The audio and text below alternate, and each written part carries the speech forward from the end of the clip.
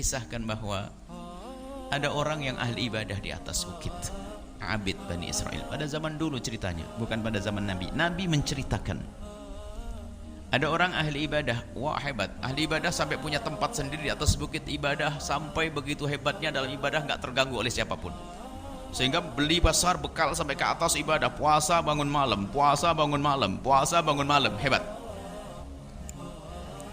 Di sisi lain ada majin. Majin itu orang bejat, nggak ada dosa kecuali pernah dilakukan apa aja, judi iya, mabuk iya, segala macam, wah, di tengah pasar. Yang satu ahli ibadah di atas bukit, yang satu preman, orang bandel di tengah pasar. Dua-duanya ini sama-sama terkenal, sama-sama masyhur. Yang satu masyhur dengan bandelnya, yang satu masyhur dengan ibadah. Sama-sama masyhur. Jadi kalau orang bertanya si fulan yang ada di atas bukit, semua tahu satu kota.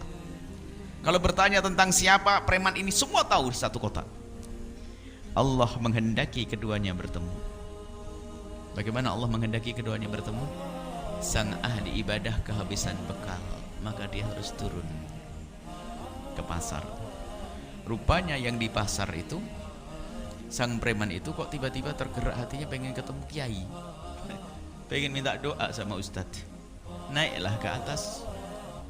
Yang ahli ibadah dari atas bukit turun, yang preman dari bawah naik. Ini adalah bukit zaman dulu, bukan zaman sekarang, jalannya aspal, lihat. Ini bukit zaman dulu adanya jalan setapak. Kalau ada orang berpapasan di tengah jalan setapak, harus ada yang mengalah. Kalau tidak ada yang mengalah, tidak akan bisa melanjutkan perjalanan, akan tabrakan. Rupanya di saat sang preman bandel tersebut melihat ada kiai yang dicarinya ada di hadapan matanya, terkaget dia, kaget, kagum dan cinta. Ia tidak bisa berucap sepatah kata. Ia terduduk di jalan setapak. Dia tidak bisa berucap sepatah kata. Yang bisa ia lakukan adalah memberi isyarat dengan tangannya, yang artinya silakan kiai, silakan ustaz. Sampai sang kiai di saat dipersilakan, dia melewati saja, hingga sang kiai hilang dari pandangan matanya, tapi tidak hilang hormat dari hatinya. Tapi di sisi lain, lihat, sang kiai itu sangat tahu ini preman bandel. Siapa yang nggak tahu si preman? Di saat preman ada di hadapan matanya, itu mau kemana dia? Si busuk mau kemana dia? Dalam hatinya ngomong, tidak mengucapkan assalamualaikum, tidak nyapa dengan baik, hendak kemana engkau? Enggak.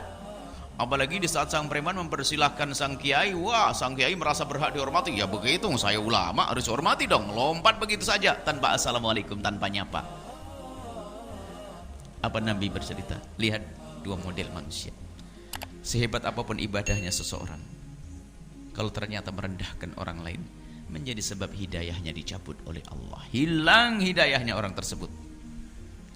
Tapi begitu sebaliknya, biarpun orang itu semula bandel, nggak karu-karuan, anggap saja jarang sholat ini ya, tapi kalau masih menghormati syiar agama ulama dan yang lainnya, kalau masih menghormati syiar agama Allah, maka ketahuilah suatu ketika akan diberi tobat.